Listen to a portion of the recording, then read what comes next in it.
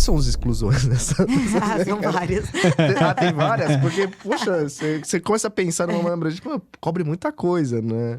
Cobre, mas obviamente, cada apólice, ela vai ser desenhada 100% tailor-made para aquela necessidade específica. Então, não é uma apólice que cobre absolutamente tudo. Não tem um padrão, assim? Ela tem algumas coberturas básicas. Vamos pensar, uma apólice de investimento no exterior, vou te dizer que os 3 grandes grupos de cobertura básica seriam expropriação, deprivação, nacionalização. Isso é uma primeira cobertura básica.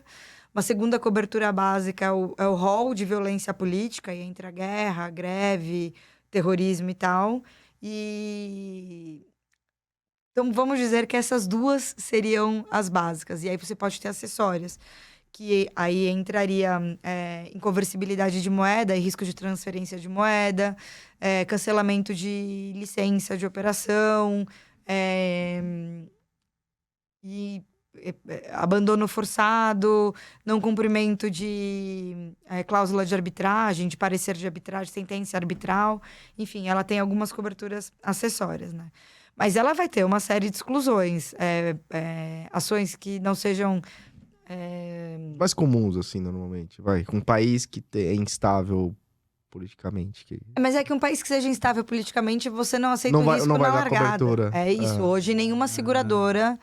Não vai querer colocar, porque é meio que certo. Rússia já é um sinistro. A fábrica já está pegando fogo. Já tá acontecendo. Entendeu? Então, existe o que é exclusão de apetite da seguradora, que ela não vai fazer o seguro. E existe a das apólices que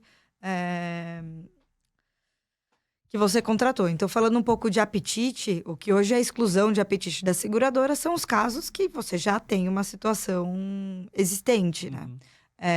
Você não vai cobrir o ISIS em um país, ou Estado Islâmico, em algum país, vamos dizer, do Oriente Médio ou africano, do norte da África, que ele seja particularmente atuante. Vamos dizer que o ISIS é particularmente atuante perto de uma mina ou de uma usina hidroelétrica numa determinada região noroeste de um país da África. Você não vai dar cobertura para aquele... Porque você sabe que é um investimento do exterior. Quase que é risco certo já. Né? Não é um risco certo, mas é um risco muito alto, né?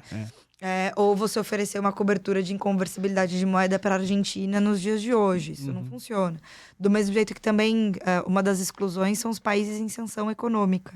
E aqui é importante ressaltar que não são apenas os que o Brasil reconhece como sanção econômica, mas normalmente as seguradoras de risco político, elas são empresas norte-americanas ou europeias, enfim, com ações listadas na Bolsa, ela tem que seguir as regras de Nações Unidas e a regra dos Estados Unidos.